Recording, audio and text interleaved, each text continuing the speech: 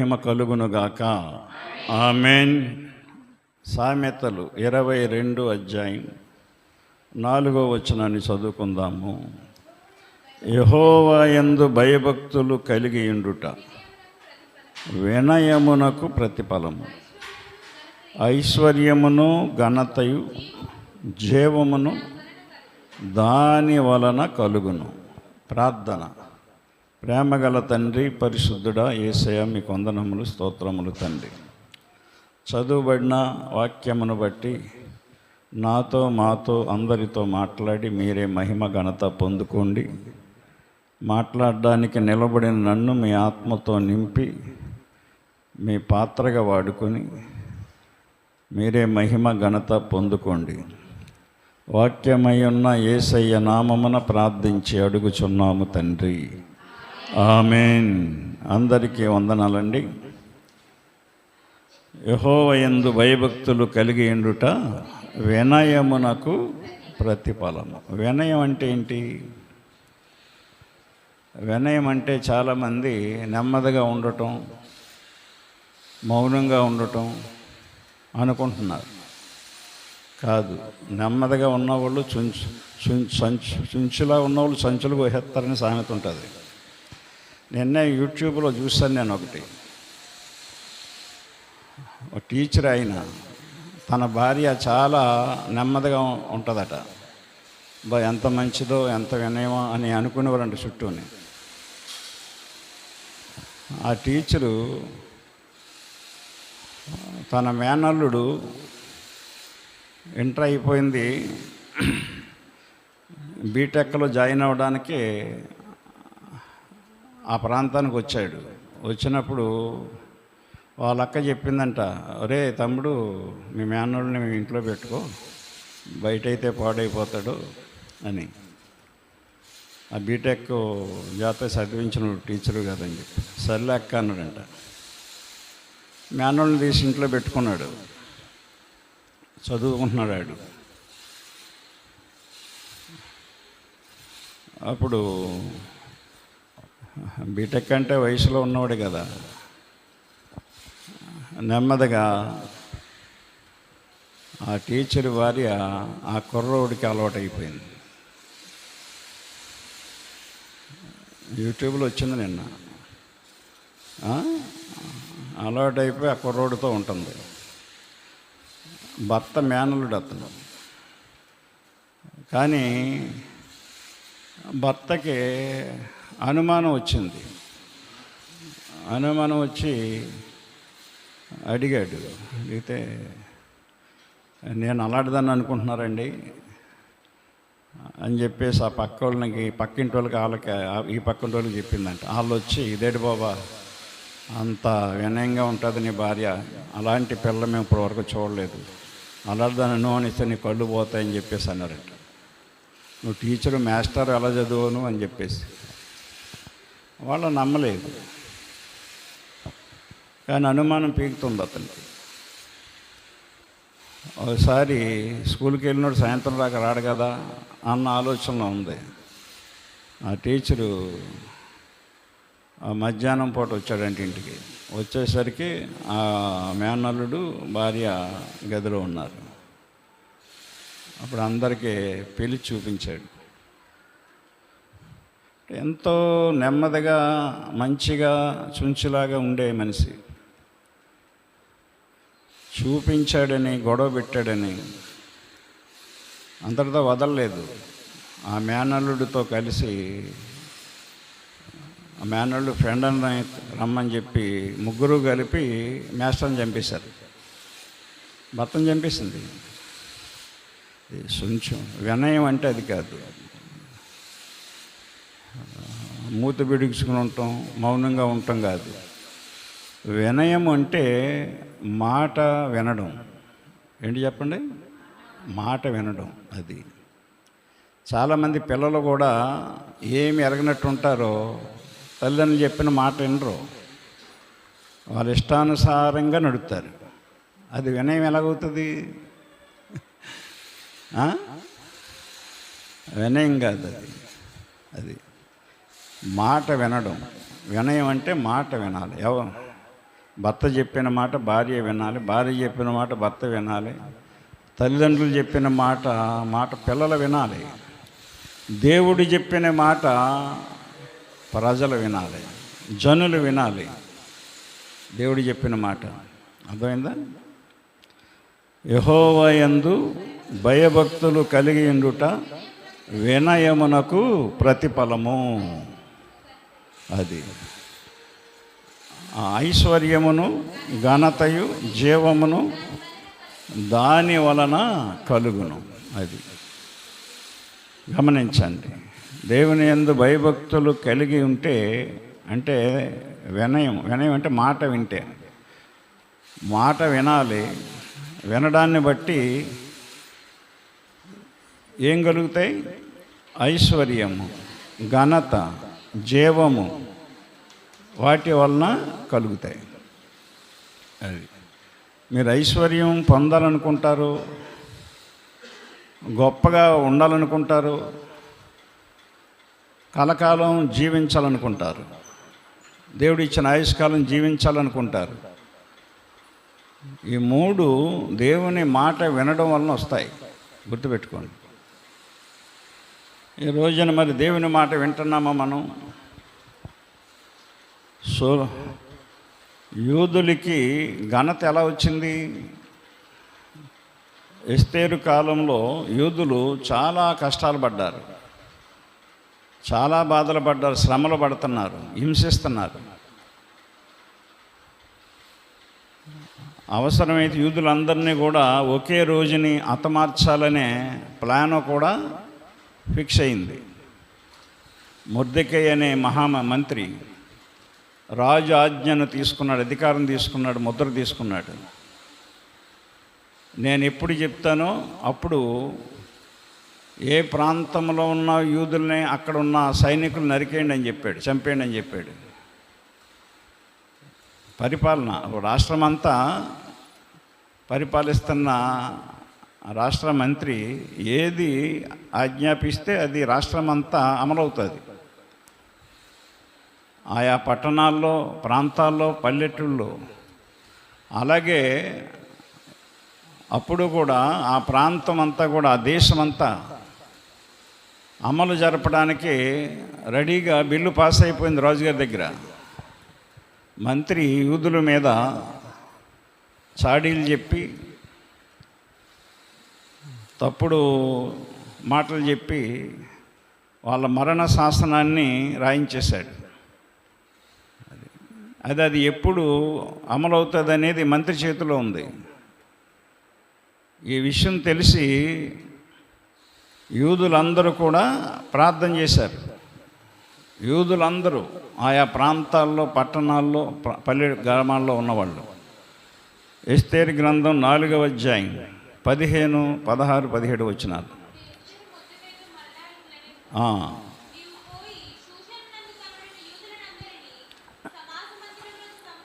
4:3 చెప్పు. రాజు యొక్క ఆజ్ఞయు శాసనమును ఏ సంస్థానమునకు వచ్చెనో అక్కడనున్న యూదులు ఉపవాసముండి మహా దుఃఖములోను, ఏడ్పులోను, రోదనములోను మునిగిన వారైరి.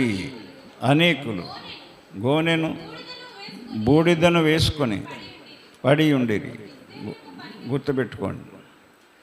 రాజు ఆ శాసనాన్ని మరి విధించిన తరువాత అక్కడనున్న యూదులు, అది తెలిసి రాజు ఆజ్ఞ శాసనం ఏర్పడిందని తెలుసుకున్న యూదులు ఏం చేశారు?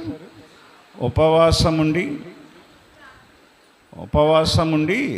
మహా దుఃఖములోను, ఏడ్పులోను, రోదనములోను మునిగిన వారైరి. మహా దుఃఖములో ఉన్నప్పటికీ కూడా, అంటే బాధలో ఉన్నప్పటికీ కూడా వారు ఉపవాసముండి వాళ్ళు ఏడ్చారు, రోధించారు. ఉపవాస ప్రార్థన రావడానికి కొంచెం బాధ ఉంటే రారు, కష్టం ఉంటే రారు, లేకపోతే ఏదైనా ఊరు ప్రయాణం చేసి వచ్చి అలసిపోతే రారు. ఆలోచన చేసుకోండి. ఇక్కడ ప్రాణం ముఖ్యం, శరీరం ముఖ్యం కాదండి. శరీరంలో ప్రాణం ఉండాలంటే దేవుని అనుమతి ఉండాలి. అది కనుక ప్రాణం పోతుందని మరణ శాసనం రాజు విధించాడని, ఆజ్ఞ ఇచ్చాడని తెలిసి దుఃఖంలో ఉన్న యూదులు కూడా ఉపవాసం ఉన్నారు. కష్టాల్లో ఉన్నవాళ్ళు, బలహీనతలు ఉన్నాయి. ప్రజలు కదా, ప్రజలకి బలహీనతలు లేకుండా ఎలా ఉంటాయి, అనారోగ్యం లేకుండా ఎలా ఉంటుంది. అయినప్పటికీ మహా దుఃఖములో కూడా ఉపవాసం ఉన్నారు, ఏడ్చారు, రోధించారు, ప్రార్థించారు. ప్రజలు, అనేక ప్రాంతాల్లో ఉన్న ప్రజలందరూ ఆ విధంగా చేసినప్పుడు మొర్దెకై వచ్చి ఎస్తేరుకి చెప్పాడు. ఇప్పుడు 15-16. అప్పుడు ఎస్తేరు మొర్దెకైతో మరలా ఇట్లా, నువ్వు పోయి సూసనునందు కనబడిన యూదులందరినీ సమాజ మందిరమునకు సమకూర్చి నా నిమిత్తము ఉపవాసముండి 3 దినములు అన్నపానములు చేయకుండుడి. నేనును నా పనికత్తెలను కూడా ఉపవాసముందుము. ప్రవేశించుటకు న్యాయ వ్యతిరేకముగా ఉన్నను నేను రాజునొద్దకు ప్రవేశించదను, నేను నశించదను అని చెప్పినప్పుడు మొర్దెకై వెళ్ళి మరలా ఉపవాసం పెట్టాడు ప్రజల్ని. మొదట ఉన్నారు, తెలవగానే ఉన్నారు, ఉండి ప్రార్థన చేశారు. అప్పుడు మొర్దెకై మరి ఎస్తేరు దగ్గరికి వచ్చాడు. ఎస్తేరు దగ్గరికి వచ్చి ఎస్తేరుకి ఇలాగమ్మా, మరి మేము ఉపవాసం ప్రార్థన చేసాం, నువ్వు కూడా మరి ఏదో చెయ్యి రాజుగారితో మాట్లాడి అని చెప్పినప్పుడు ఎస్తేరు అక్కడ పరిస్థితి చెప్పింది, రాజుగారి పరిస్థితి. రాజుగారి పిలవకుండా ఎవరో వెళ్ళకూడదు డాడీ, నాన్న, నేను కూడా వెళ్ళకూడదు, భార్యనే కానీ. కనుక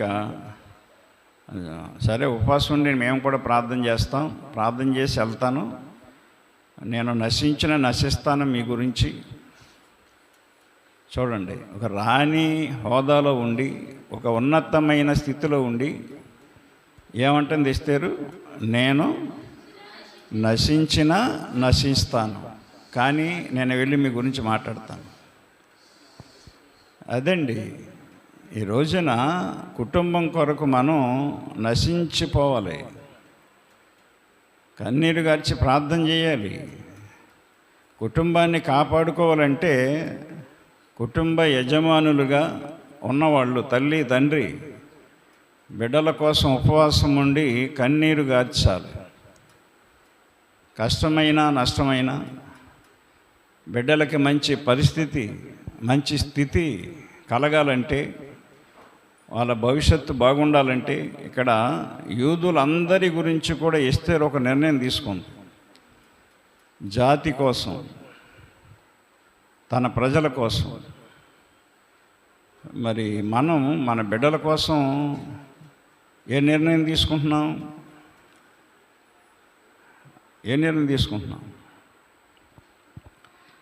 దేవుని వాక్యాన్ని మనం అర్థం చేసుకోవాలి. కనుక ఉపవాసం ఉండి ఎస్తేరు రాజు దగ్గరికి వెళ్ళినప్పుడు రాజుగారు ఎస్తేరు ఇలారా అని ఎంతో వినయంగా అడిగాడు, అతను ప్రేమగా అడిగాడు. అసలు ఎందుకు వచ్చావు, ఎస్తేరుని బంధించండి, ఉరిదీసేయండి అని చెప్పాలి. అలాంటి మెంటలుగాడు అతను రాజు. మొదటి భార్యని వదిలేశాడు అతను. ఎందుకో తెలుసా? అతను పిలిచాడని రాలేదని. రాజులందరితో విందు జరిగినప్పుడు, విందు చేసుకున్నప్పుడు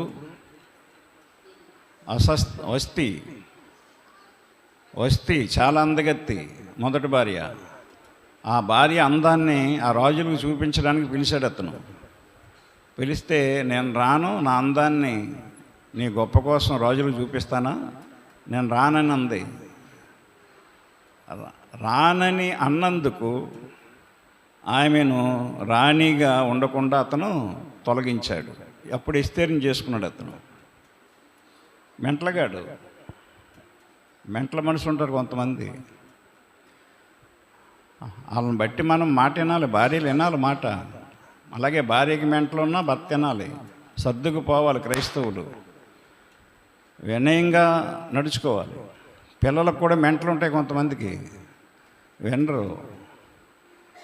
అలాంటి వాళ్ళ గురించి ఉపవాసం ఉండి ప్రార్థన చేయాలి. ఉపవాసం ఉండి ప్రార్థన చేయాలండి. గమనించండి, చేశారు కాబట్టి రాజుకి చెప్పిందప్పుడు ఎస్తేరు ఇలాగ సో అండ్ సో అని. అలాగా అని చెప్పి రాజు అప్పుడు ఆరా తీసి ఇంత కుట్ర ఎవరు చేశారని అడిగినప్పుడు హామాను అనే మంత్రి ఆ కుట్ర జరిగించాడు. ఆ హామాన్ని వాడిని ఉరిదీసేయండి అన్నాడు. అంతే రాజు మంత్రిని ఉరిదీయించేసాడండి. చూసారా, తల్ల కిందలైపోయింది. శాసనం రాసి పెట్టుకున్నాడు మంత్రి. మంచి సమయంలో యూదులందరినీ కూడా చంపిద్దామని ఆలస్యం చేశాడు. వెంటనే చంపితే వేరే రకంగా ఉన్నాం. ఆ మంత్రి ఏదో ఒక పండగ వస్తుంది, ఆ పండగలు అందరినీ కూడా వధించేద్దామని చూశాడు. ఆలస్యం చేశాడు, తిరగబడిపోయింది శాసనం. ఇప్పుడు యూదులందరినీ ఆ మొర్దెకైని రాజు గణపరిచాడు. మొర్దెకైని మంత్రిగా చేసుకున్నాడు. అంత ఘనత మొర్దెకైకి వచ్చింది. ఎప్పుడైతే మొర్దెకై అధికారం పొందుకున్నాడో ఆ దేశంలో యూదులందరికీ కూడా ఘనత, ఐశ్వర్యం అన్నీ కలిగాయి. ఎస్తేరు గ్రంథం 8:16 చదవండి. మరియు యూదులకు క్షేమమును, ఆనందమును, సంతుష్టియు, ఘనతయు కలిగెను. చూసారా, అది ఎందుకు కలిగాయి అన్నీ? వినయం, దేవుని యందు భయభక్తులు కలిగి వాళ్ళు ఉపవాసం ఉండి దుఃఖములోను, బాధలోను, శ్రమలోను, రోదనలోను వాళ్ళు మునిగిపోయారు. దేవుణ్ణి అడిగారు వాళ్ళు. రాజు శాసనం, అది రాజు ఆజ్ఞ, ఎవరు మార్చలేరు. అది దాన్ని మార్చగల వాడొక్కడే దేవుడని తెలుసుకున్నారు వాళ్ళు. ఈ రోజున మరి మనకు వచ్చే కష్టాలు ఎవరు తీరుస్తారు? మనుషుల. మనకు వచ్చే బాధలు ఎవరు తీరుతారండి? మనకు వచ్చే వ్యాధులు, రోగాలు డాక్టర్లు తీరుతారని వేలు పట్టుకుని వెళ్తున్నారు డాక్టర్ల దగ్గరికి. అసలు నువ్వు భయభక్తులు కలిగి ఉంటే నీకు లేనిదేదో దేవుడు ఇస్తాడు. ఆ భయము, భక్తి కలిగి ఉండకుండా నువ్వు డబ్బులు పట్టుకొని హాస్పిటల్ చుట్టూ తిరిగితే ఏమొస్తుంది నీకు? హాస్పిటల్కి వెళ్ళినా సరే డాక్టర్లు ఏమంటారు? వైద్యం చేసి, మేము చేసేది చేసామమ్మా, దేవుడు చెయ్యాలి మిగిలిందంటారు. మాకు తెలిసిన వైద్యం మేము చేసాం, మరి ఆ దేవుడు చేయాలి, మేము దేవుళ్ళమా అంటారు వాళ్ళు చివరికి. హాస్పిటల్లో కూడా దేవుడు ఫోటోలు పెట్టుకుంటారు, పెద్ద పెద్ద ఫోటోలు పెట్టి ఉంచుతారు వాళ్ళు. ఎందుకంటే ఏ దేవుడైనా నా వైద్యం ద్వారా కాపాడుతాడని. అలాంటి దేవుణ్ణి మనం కలిగి ఉన్నాం. యూదులకు ఘనతయు, క్షేమమును, చూసారా, క్షేమమును, ఆనందమును, సంతుష్టియు, ఘనతయు కలిగాను. ఎంత అందంగా ఉన్నాయి ఈ మాటలు చూడండి. ఇక్కడ డబ్బు అనే మాట లేదు, ఇక్కడ చూడండి బంగారం అనే మాట లేదు. ఎంత అందంగా ఉన్నాయండి ఈ మాటలు. క్షేమము, క్షేమం ఉండాలండి. మనకేమున్నా లేకపోయినా క్షేమం ఉండాలి, సుఖం ఉండాలి, నెమ్మది ఉండాలి. అర్థమైందా? ఆనందం ఉండాలండి, ఆనందం. సంతుష్టి ఉండాలండి. సంతుష్టి సహితమైన భక్తి, దైవభక్తి గొప్ప లాభసాధనం. తెచ్చిపడి నీ భర్త 100 రూపాయలు తెచ్చాడు ఎలా, ఆ 100 రూపాయలకే వండు, 100 రూపాయలైనా ఖర్చు పెట్టు, 10 రూపాయలు మిగిల్చు. 100 రూపాయలు తెచ్చినప్పుడు 100 రూపాయలు అవగొట్టేసి 1000 రూపాయలు తెచ్చినప్పుడు 1000 రూపాయలు పట్టుకుని నువ్వు లగ్జరీగా కావాల్సింది తినేసి కావాల్సిన చోటకి తిరిగేసి ఖర్చు పెట్టేది ఎలాగా? సంతృష్టి ఉండాలండి, సంతృప్తి ఉండాలి మనకి. ఎంతున్నా సంతృష్టిగా ఉండాలి, సంతృప్తి ఉండాలి, ఆనందంగా ఉండాలి.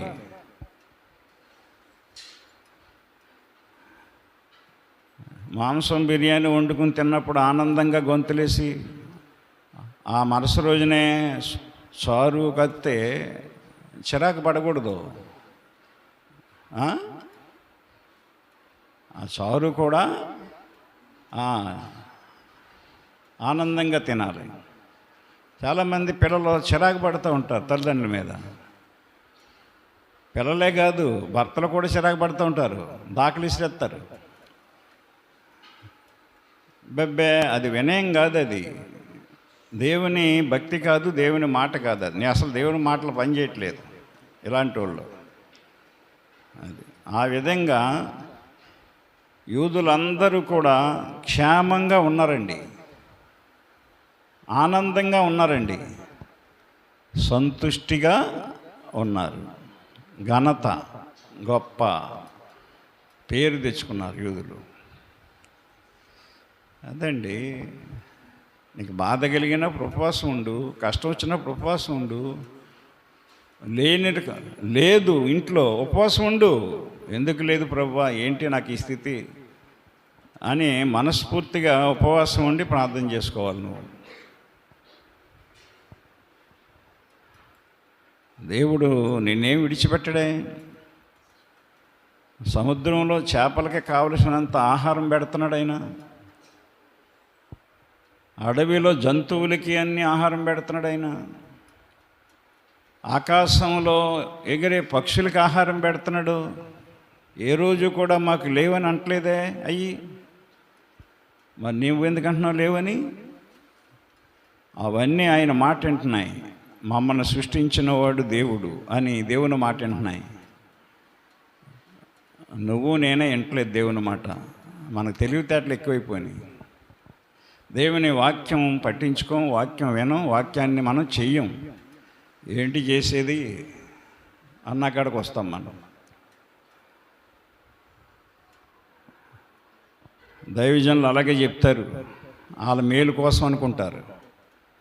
అరే వాక్యం చేస్తే నువ్వు మేలు పొందుతావు, నూరంతల మేలు. వాక్యాన్ని నెరవేర్చాలి మనం. వాక్యానికి వేరుగా ఉండి మనం ఏమీ చేయలేము. యూదులకి ఘనత లేకపోతే వాళ్ళు అయిపోయేవారు. దేవుణ్ణి ఆశ్రయించారు. వాళ్ళు దేవుని యందు భయభక్తులు కలిగి దేవుణ్ణి ఆశ్రయించారు. దేవుని మాట విన్నారు, వినయంగా ఉపవాసం ఉండి దుఃఖంలో, రోదంలో, వేదంలో వాళ్ళు దేవుణ్ణి అడిగారు. అలాగే యూదురాలైన ఎస్తేరు కూడా, నేను కోటలో ఉన్నాను, నాకేంట్లే, వాళ్ళు ఎలా పోతే పోనీ, ఎలాగెడి తేడిని, నాకేమీ కాదు, నేను బాగానే ఉన్నాను అని అనుకోలేదామే. ఎందుకంటే అలా పెంచాడు తండ్రి ఎస్తేర్ని. ఎస్తేర్ని అలా పెంచాడండి. కనుక కోటలోకి వెళ్ళినా సరే ఉపవాసం ఉండి ప్రార్థన చేయటం మర్చిపోలేదామే. మరి మనమేం చేస్తున్నాం ఈ రోజున? మనమేం చేయం? క్రైస్తవులు ఏం చేస్తున్నారండి? దేవుణ్ణే మర్చిపోతున్నారండి. ఇంకా దేవుడు చెప్పిన మాటలు ఏం గుర్తుంటాయి?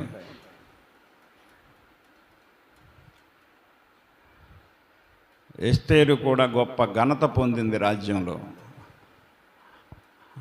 ఆ మెంటలగాడు రాజు ఎస్తేర్ని ఎంతో ప్రేమించాడట. ఎస్తేర్కి సర్వాధికారాలు ఇచ్చాడండి. మొదటి భార్యని పక్కనెట్టేశాడు. ఎస్తేరు యొక్క వినయం, రాజుగారు మాట భర్తని వింది, వాక్యానికి లోబడిన వ్యక్తి. మాట వినాలండి, మనం మాట వినాలి. సొలొమోనుకి ఘనత ఎలా వచ్చింది? రాజులు మొదటి గ్రంథం 3వ అధ్యాయం 10వ వచనం కానీ చదువుదాం. సొలొమోను చేసిన ఈ మనవి ప్రభువునకు అనుకూలమాయెను గనుక. ఎవరికి అనుకూలమైంది? సొలొమోను చేసిన ప్రార్థన ఎవరికి అనుకూలమైంది? దేవునికి అనుకూలమైంది. మరి మనం చేసే ప్రార్థన ఎవరికి అనుకూలంగా చేస్తున్నాం? మనుషులు మెచ్చుకున్నారు లేదా మన ప్రార్థన? నేను గొప్పగా చేసినా లేదా? అందరికంటే బాగా చేసినా లేదా? మంచి పదాలు పెట్టి చేసినా లేదా? ఇది మన ఆలోచన. ప్రార్థన చేసినప్పుడు ఆ ప్రార్థన నువ్వు గర్వంగా హెచ్చించుకొని అందరికంటే బాగా చేయాలని ఆలోచనతో చేస్తే నీ ప్రార్థన దేవునికి ఇష్టమవుదు. అర్థమైందా? భయభక్తులు కలిగి ప్రార్థన చేయాలి నువ్వు. సొలొమోను చేసిన ప్రార్థన ప్రభుకి అనుకూలమాయెను గనుక దేవుడు అతనికి ఎలాగూ సెలవిచ్చాను. దీర్ఘాయువునైనను ఐశ్వర్యమునైనను నీ శత్రువుల ప్రాణమునైనను అడుగక న్యాయములను గ్రహించుటకు వివేకము అనుగ్రహించమని నీవు అడిగితివి. ఏమడిగాడు? ఐశ్వర్యం అడగలేదట. దేవుడు చెప్తున్నాడు. ఏమడగలేదు? ఐశ్వర్యం అడగలేదటండి. మరి మనం ఏం అడుగుతున్నాం? మనం ముందు అది అడుగుతాం కదా. మనం ముందు అడిగేది అది. చూడండి, మనకు తెలియదు ప్రార్థన. వాక్యం వింటే కదా అర్థమవుతాకి. అర్థమైందా? మనం అడగకపోయినా నీకు తెలుస్తుంది మన అవసరాలు. కానీ మనం ఏమడగాలనేది ఈ ప్రార్థన ద్వారా నేర్చుకోవాలి. మీరు మన ఐశ్వర్యం అడుగుతున్నారు, మీ ఇబ్బందులు అప్పులు తీరాలని అడుగుతున్నారు. తీరుతున్నాయా? పెరుగుతున్నాయా? అడిగే కొద్ది పెరుగుతున్నాయి. అడిగే కొద్ది పెరుగుతున్నాయి. కారణం ఏంటి? అడిగే విధానం కరెక్ట్గా లేదు. నీకు వినయం లేదు నీ దగ్గర.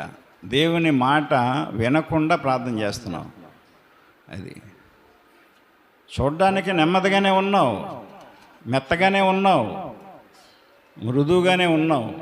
చూసిన వాళ్ళందరూ అబ్బా చాలా మంచిదండి, చాలా మంచోడండి, అంత వినయం అండి అంటున్నావు. కానీ దేవుని మాట వినని వినయం నీకు ఉపయోగం కాదు. గమనించండి. సొలొమోను ప్రార్థన చేశాడు. 9వ వచనం కూడా చదువుదాం. ఇంత గొప్పదైన నీ జనమునకు న్యాయము తీర్చగలవాడు ఎవడు? కాబట్టి నేను మంచి చెడ్డలు వివేచించి నీ జనులకు న్యాయము తీర్చునట్లు నీ దాసుడనైన నాకు వివేకము గల హృదయమును దయచేయుము. ఎంత బాగుందండి ఈ ప్రార్థన! ఎంత అందంగా ఉంది ఈ ప్రార్థన! ఈ ప్రార్థనలో స్వార్థం లేదండి. ప్రార్థనలో అతని గొప్పతనం లేదు, స్వార్థం లేదు, అతను బాగుపడాలని ఆలోచన లేదండి. ప్రజలు బాగుపడాలి, ప్రజలకు న్యాయం జరగాలి. అదండి ప్రార్థన. అదండి వివేకం అంటే. అది సొలొమోను చేసిన ఈ మనవి ప్రభువునకు అనుకూలమాయను గనుక దేవుడు అతనికి ఎలాగూ సెలవిచ్చాను, నీవు దీర్ఘాయువునైనను ఐశ్వర్యమునైనను అడుగు. నువ్వు మంచం మీద ఉన్నా సరే, నీ వయసు అయిపోయింది, 80-90కి వచ్చేసావు, ఇంకా తండ్రి నన్ను ఇంకా బతికించండి అంటావు. ఏంటి? నువ్వు నడవలేవు, దగ్గలేవు, పని చేయలేవు, ఏం చేయలేవు. ప్రభువా నీ చిత్తం అయితే తీసుకోను అంటారా? అబే చచ్చిపోతే అదే చనిపోవడానికి ఇష్టపడ్డావు అసలు. నువ్వు ఇంకా మంచం మీద ఉండి నీ చుట్టూ ఉన్న వాళ్ళందరినీ పీక్కు తింటగా చూస్తావు.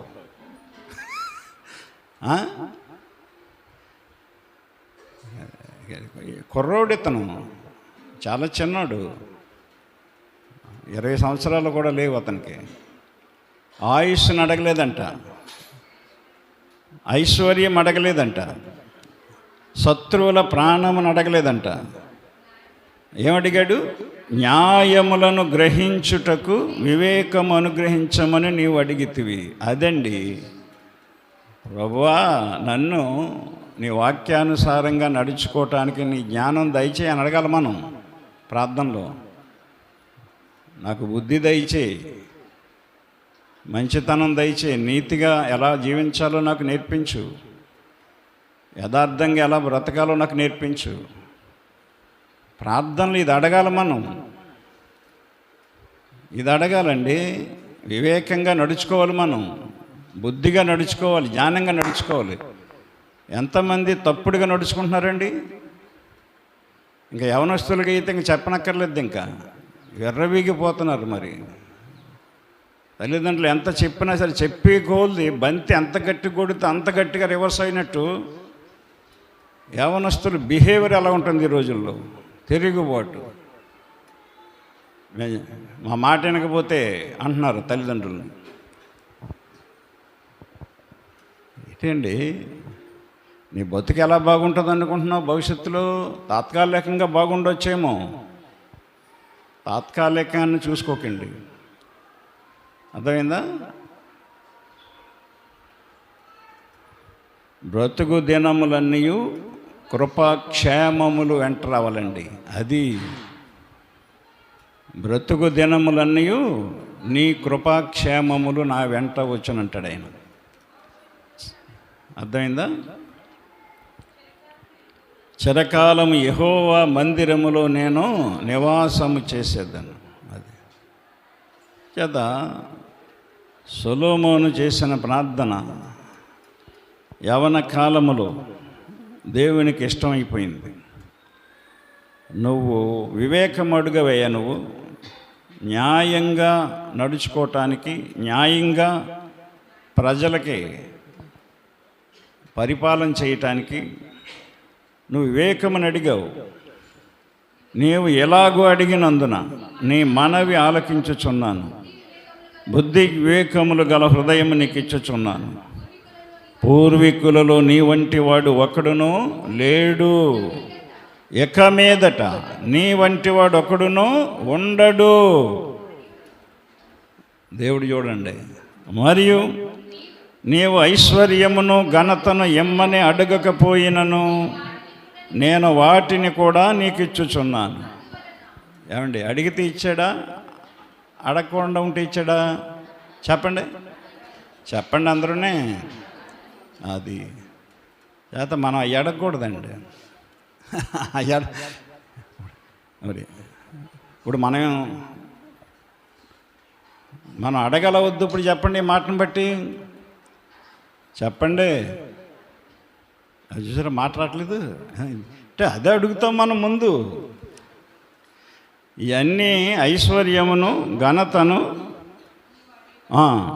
నీవు ఎమ్మని నువ్వు అడగకపోయినను అది వాటిని ఇస్తున్నాడు. మీకు చాలాసార్లు చెప్తాను నేను, నాకేం కావాలో నేను అడగనని. వింటున్నారు మీరు ఎప్పుడన్నా? నాకేం కావాలో అడగను ఎప్పుడు నేను అసలు. అర్థమైందా? నీకు తెలుసు ప్రభువా, నన్ను ఎలా ఉంచాలనుకుంటున్నావో, మా సంఘాన్ని ఎలా ఉంచాలనుకుంటున్నావో, మా సంఘానికి ఏమి ఇవ్వాలనుకుంటున్నావో అది నీ చిత్తం అంటాను అంతే. నాకు అది ఇయ్యి, ఇది ఇయ్యి. చాలామంది పాస్టర్లు అంటారు, కారు అడిగానండి, ప్రార్థన చేసామండి, కారు ఇమ్మని చేసామండి, దేవుడు కారు ఇచ్చేసాడండి. బుద్ధి లేదురా నీకు అసలు. బుద్ధి లేదు, జ్ఞానం లేదు అసలు. కారు అడిగితే కారు ఇచ్చేసాడా? బండి అడిగితే బండి ఇచ్చేసాడా? అంటే కార్లు ఇవ్వడానికి, బండ్లు ఇవ్వడానికి వచ్చేటట్టు ఈ లోకానికి దిగడంగా. అంటే కారు ఇవ్వని వాళ్ళందరూ పాస్టర్లు కదా? కరెక్ట్ కాదు అది. అడిగితే ఎవడైనా నువ్వు భయభక్తులు కలిగి ఉండు, దేవుని మాట విని నడుచుకో, న్యాయంగా నడు, నీతిగా నడు, యథార్థంగా ఉండు. నీకేం కావాలైనా నువ్వు అడగకపోయినా నీకు ఇస్తాడు ఆయన, నీకు కలిగేటట్టు చేస్తాడు. నువ్వు చేసే ఉద్యోగంలో, వ్యాపారంలో, వ్యవసాయంలో, నువ్వు చేసే కూలి పనిలో కూడా నిన్ను హెచ్చిస్తాడు ఆయన. వెట్టి చాకరీ పనిలో కూడా చాలా నీచమైన పని చేసినా సరే నేను ఇచ్చేస్తాడు ఆయన. పెంట కుప్పల నుండి పైకి లేవనెత్తువాడు ఆయన. అలాంటి దేవుడండి మనం నమ్మే దేవుడు. మరియు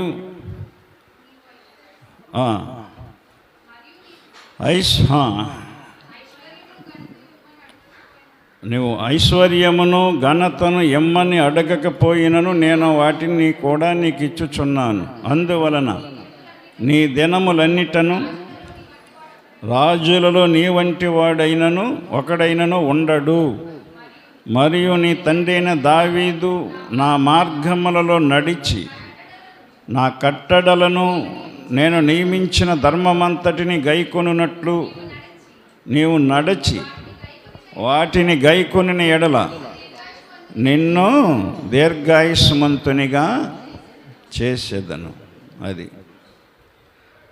గమనించండి. దీర్ఘాయువుని ఇవ్వకపోయినా ఆయుష్ ఇచ్చాడు అతనికి. ఏది అడగకపోయినా అన్నీ ఇచ్చాడండి. సొలొమోనంత జ్ఞానవంతుడు లేడు, సొలొమోనంత ఐశ్వర్యవంతుడు లేడని పేరు వచ్చేసింది ఆయనకి అప్పుడే. ఇప్పటికీ లేడు, అంత ఎప్పటికీ కూడా లేడండి. అంత ఘనత ఆయన పొందుకున్నాడండి. వివేకం ఏమడిగాడు? ఒకటే అడిగాడు. ఏమడిగాడు? న్యాయములను గ్రహించుటకు వివేకము అడిగాడు ఆయన. ఏమ్మా, వాక్యం వినాలి మీరు.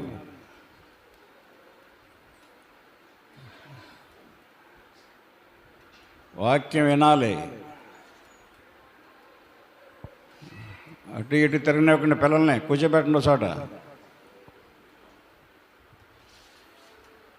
42వ కీర్తన 1వ వచనం చదవండి. అక్కడ ఏం చెప్తున్నాడు? దుప్పి నీటి వాగుల కొరకు ఆశపడునట్లు దేవా నీ కొరకు నా ప్రాణము ఆశపడుచున్నది. నా ప్రాణము దేవుని కొరకు తృష్ణగొనుచున్నది.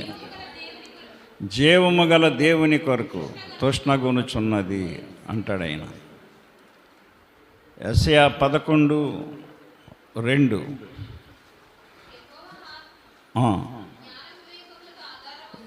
యెహోవా ఆత్మ జ్ఞాన వివేకములకు ఆధారమగు ఆత్మ. గమనించండి, దేవుని ఆత్మను పొందుకుంటే జ్ఞాన వివేకములు మనలో ఉంటాయి. వివేకం, ఆలోచన ఇవన్నీ కూడా వివేకాన్ని బట్టి వస్తాయి. గమనించండి, వివేకము కలిగి దేవునిని వెదకువారు కలరేమో అని ఉంటుంది వాక్యం. అర్థమైందా? వివేకము కలిగి దేవునిని వెదకువారు దేవునిని వెదకువారు కలరేమో అని యెహోవా ఆకాశము నుండి చూచి నరులను పరిశీలించెను. గుర్తుపెట్టుకోండి, ఎవరిని చూస్తున్నాడు ఆయన? వివేకము కలిగి. ఎంతది? కీర్తన 14:2 చూసుకోండి, మీ బైబిల్లో చూసుకోండి. వివేకము కలిగి దేవునిని వెదకువారు కలరేమో అని యెహోవా ఆకాశము నుండి చూచి నరులను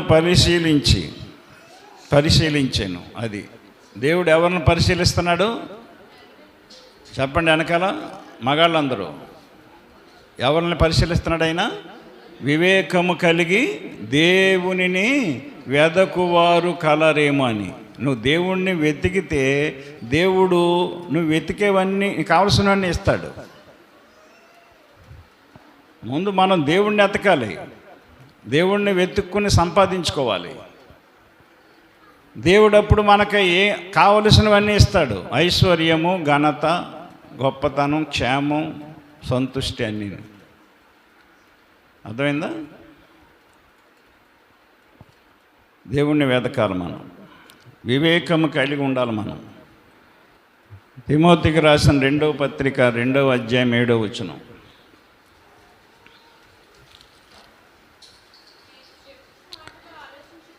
నేను చెప్పు మాటలు ఆలోచించుకొనుము, అన్ని విషయములందు ప్రభువు నీకు వివేకము అనుగ్రహించును.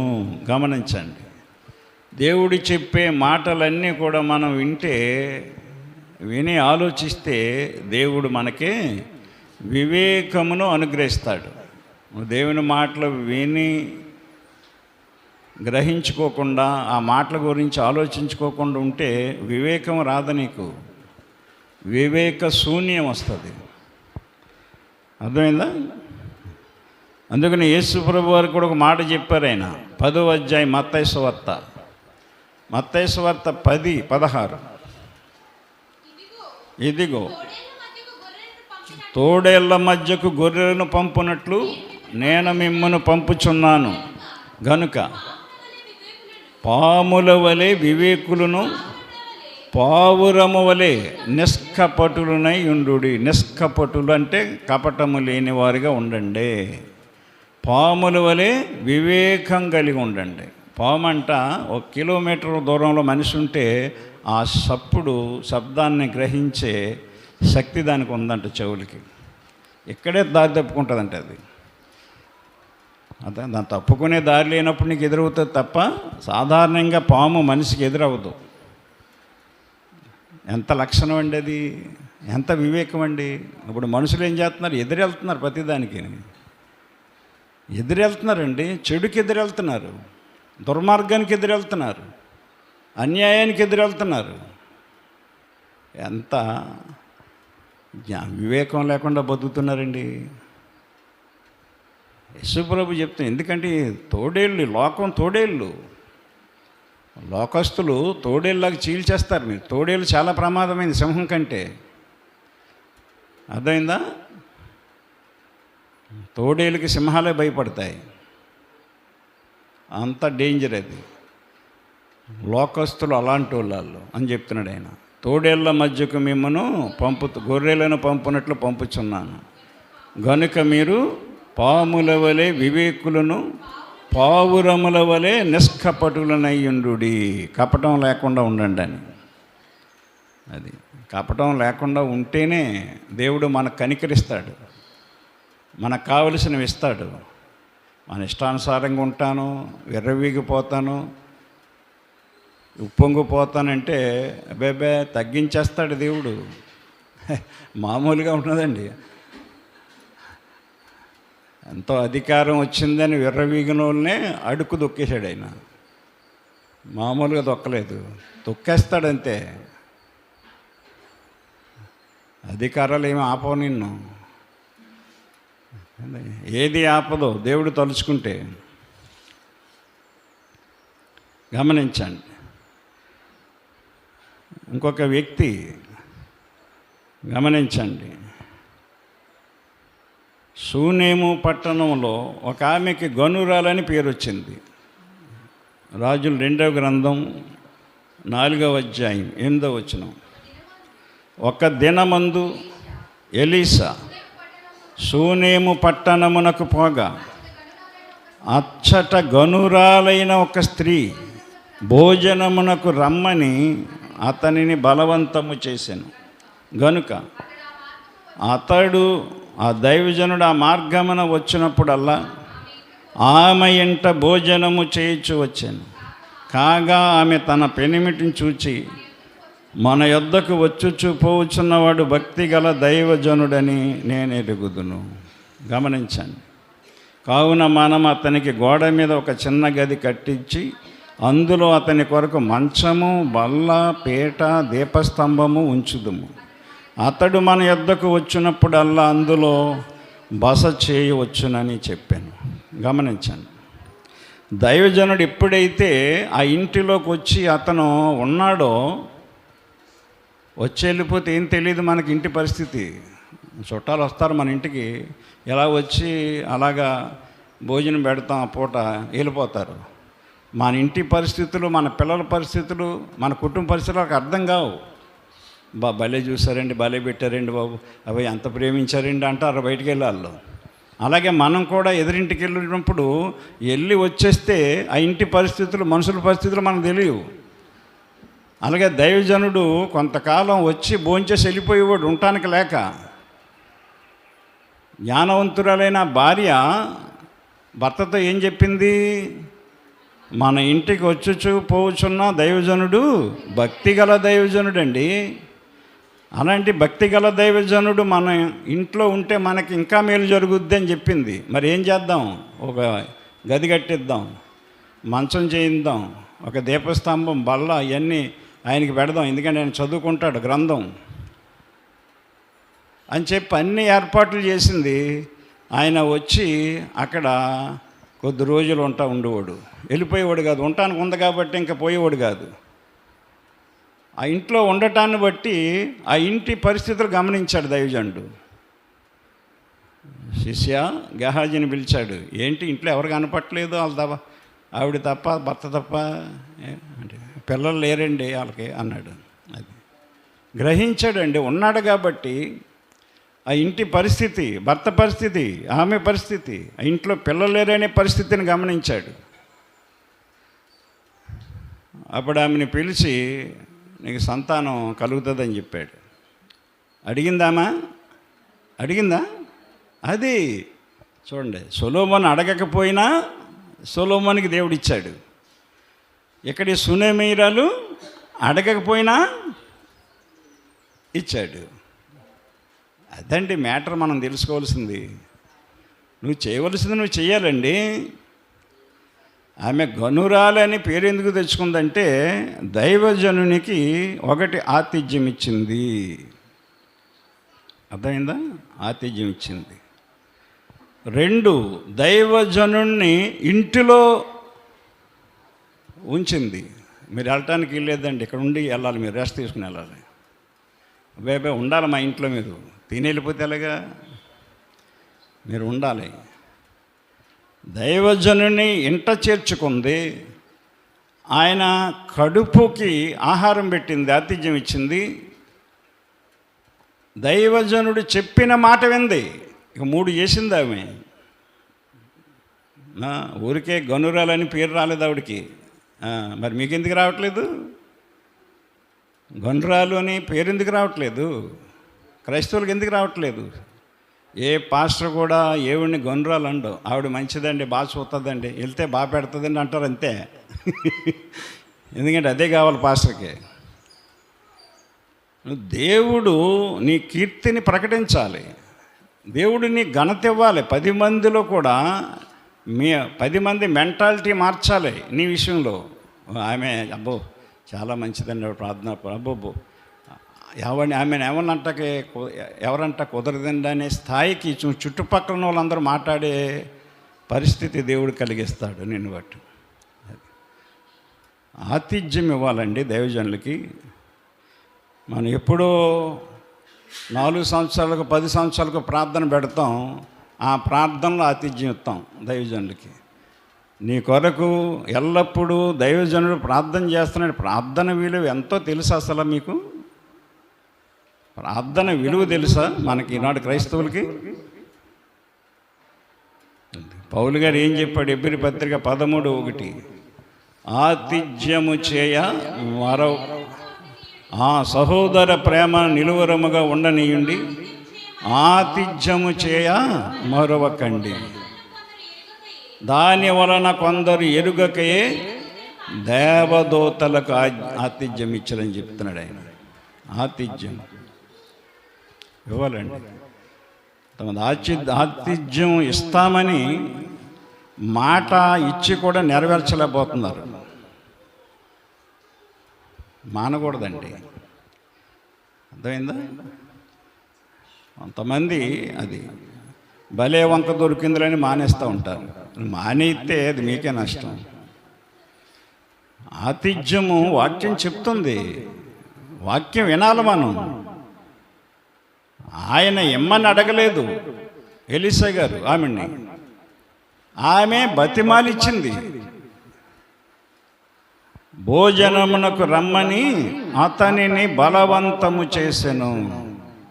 మామూలు విషయం ఇది, ఒక దైవజనుడిని బలవంతం చేయటం అంటే.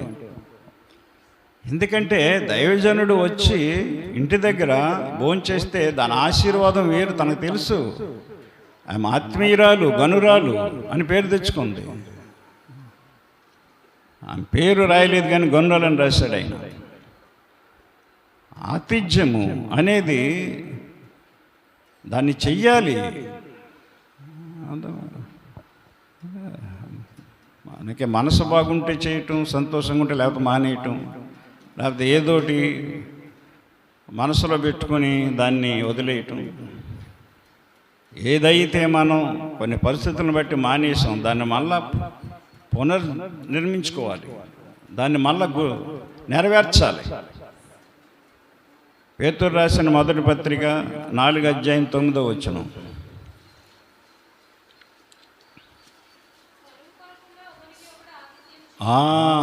సనుగు కొనకుండా ఒకనికొకడు ఆతిథ్యము చేయండి అని చెప్తా. సనుగోకూడదండి.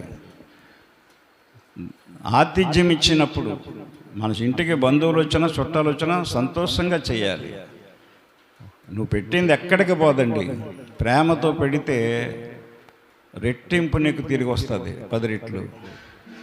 సంతోషంతో చేస్తే 100 రెట్లు తిరిగి వస్తుంది. నువ్వు సనుగుకుంటూ చేస్తే రాదు, ప్రతిఫలం రాదండి.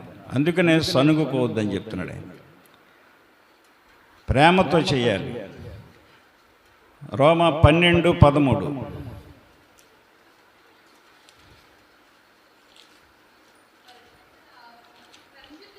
పరిశుద్ధుల అవసరములలో పాలు పొందుచు శ్రద్ధగా ఆతిథ్యము ఇచ్చుచుండు అని చెప్తున్నాడు ఆయన. పరిశుద్ధుల అవసరాలలో సేవకులు దేవుని సేవ నిమిత్తం అవసరం నిమిత్తం వచ్చారు. వచ్చినప్పుడు అక్కడ అనుకూలం ఉంటే ఆతిథ్యం సిద్ధపరిచేయాలంతే. అర్థమైందా? ఆతిథ్యం సిద్ధపరిచేయాలి. గమనించండి, దేవుని వాక్యాన్ని అర్థం చేసుకోవాలండి. మనం మన రోజుల ఇంటికి వెళ్ళాను, 1 రోజులు ఉన్నాను. ఆ సంఘస్థులు భార్యాభర్తలు వాక్యం ఈ మధ్యన రోజు అక్కడ సంఘస్థులందరికీ పెడుతుంది. రోజే కాదు, రామ్మోహన్ పెడుతున్నాడు మన వాక్యాలు. బెబ్బే మన సంఘంలో కూడా లేదు ఈ వాక్యం అంటున్నాడు రామ్మోహన్. అప్పుడు వచ్చినప్పుడు మా ఇంటికి రమ్మనమ్మ, మీ నాన్నగారిని కొద్దిగా ప్రార్థన చేసి వెళ్తారని చెప్పింది. ఇది చెప్పారు భార్యాభర్తలు. వెళ్ళాను. వెళ్తే ఇప్పుడు సేవ గురించి మొదలెట్టాడు ఆయన.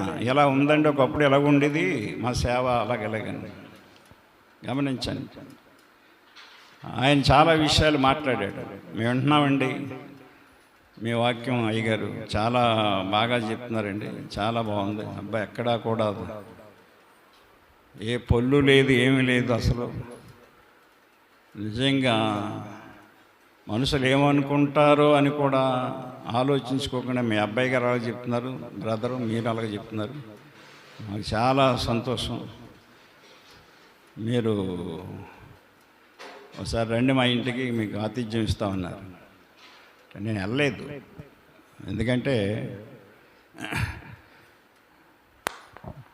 వెళ్ళే అవకాశం కుదరలేదు. ఎందుకంటే వెళ్ళటం ఎందుకులన్నీ గబాలని, మన సంఘం కాదు కదని చెప్పేసి వెళ్ళలేదు. వాళ్ళు రోజుగా అక్కడ ఉన్నన్నాళ్ళు వరుసనే రోజు ఫోన్ చేసేవాడు. ఆ నాన్నగారిగా ఇష్టం ఉండదండి అలాగా ఆయనకి అని చెప్పేసి రోజే చెప్పింది. ఇప్పుడు అలాగా ఆతిథ్యం అనేది పరిశుద్ధుల అవసరాల్లో మనం దైవజనులకి మనం ఆతిథ్యం ఇవ్వాలి. ఇది దేవుడు చెప్పిన మాట. ఇది బైబిల్ చెప్తుందంటే దేవుడు చెప్పాడు. అర్థమైందా? అందుకనే రాజుల మొదటి గ్రంథం 15వ అధ్యాయం 22వ వచనం చదువుదాం.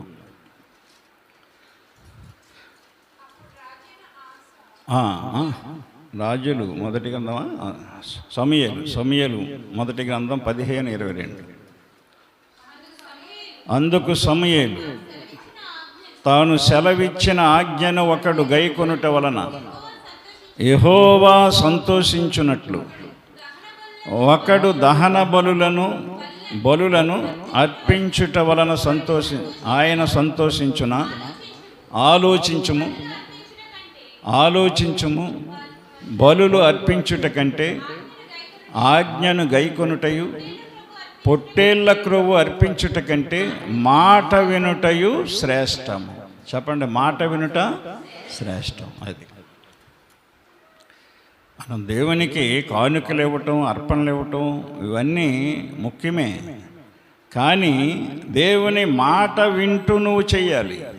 దేవుని మాట వినకుండా చేస్తే అది కరెక్ట్ కాదు. చాలామందికి చాలా సంఘాల్లో గొప్పకి ఇస్తూ ఉంటారు ఏది ఇచ్చినా.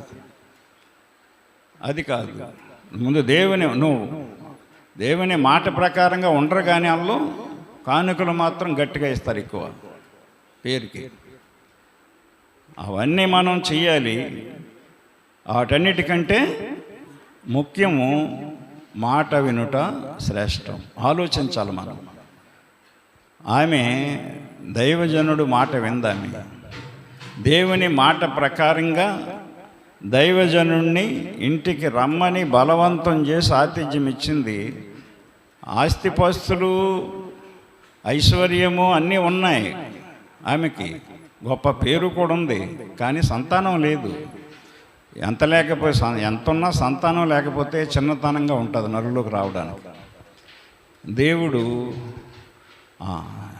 ఆ ఎలీసా దైవజనుని ద్వారా గ్రహింపునిచ్చి ఆమెను పిలిచి మరుసటి ఏటకి నీకు కుమారుడు పుడతాడమ్మా అని చెప్పాడు.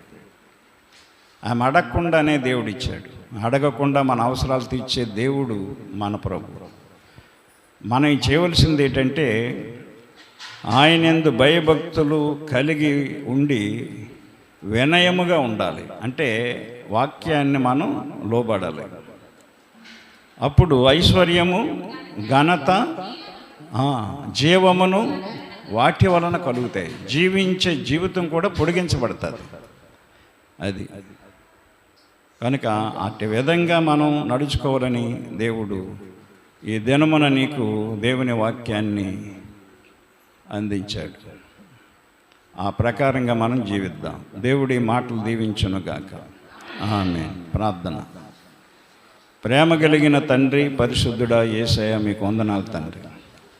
ఎత్తబడిన వాక్యము వినిన హృదయములలో నూరంతలుగా ఫలించుటకు మీ ఆత్మ సహాయము దయచేయండి తండ్రి. నీకు స్తోత్రాలు. ఘనత, ఐశ్వర్యము, జీవము వట్టిగా రావు.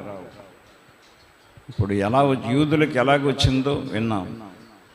సొలొమోనుకి ఘనత ఎలా వచ్చిందో విన్నాం. అలాగే తండ్రి, మరి గనురాలిని స్త్రీ, ఆమె పేరేంటో తెలియదు కానీ గనురాలు అన్నారు అందరూ. ఆమె చేసిన ఘనమైన కార్యాలు మీ దైవజనుల పట్ల, మీ పట్ల అట్టి జ్ఞానము, వివేకము మా సంఘమునకు దయచేయండి. వాక్యమయున్న యేసయ్య నామమున ప్రార్థించి అడుగుచున్నాము తండ్రి. ఆమేన్. అందరికీ వందనాలండి.